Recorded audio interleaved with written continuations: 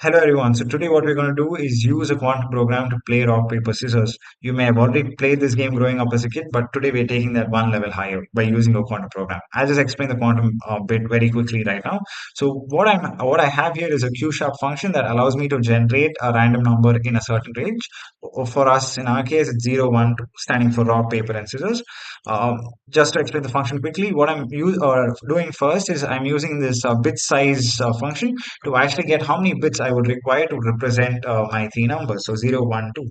So to represent three numbers, you at least need 2 bits, right? So that's what that's doing. And then what I'm doing is I'm generating 2 qubits, right, to get my results afterwards. Then what I do is to each of these qubits I apply my Harman transformation. So what this Harman transformation does on these 2 qubits is put them into superposition, then which I will and puts them in these random states, right, which I can then later measure to either make my 0, 1, 2 choice, right. Then what I do is the same thing. I measure these states, so 0, 0, 0, 1, 1, 0 or 1, 1 state. And then what I do is I convert my state in first into a Boolean array, and then using that Boolean array, I convert that into an integer.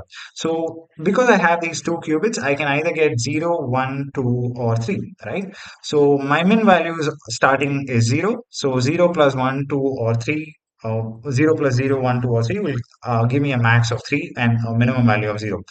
But now what I need is only a choice between 0, 1 or 2. So if in case my generated value is about 2, or let's say 3, what this program does is it goes recursively calling itself until it generates either only 0, 1 or 2, because that's between my minimum range and maximum range. So let's just test this function out. I'll just do this, and as you can see, the number is getting generated at the bottom. So let me run it one more time. Yeah.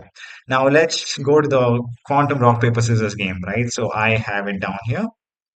So all I have to do is make a choice, and I won my first attempt, and the computer won in the second attempt. It's very simple. All I'm doing is whenever I make a choice, I'm just also having my computer make a choice through the function that we wrote earlier. That's it. You will have the GitHub link for this code in the description of this post.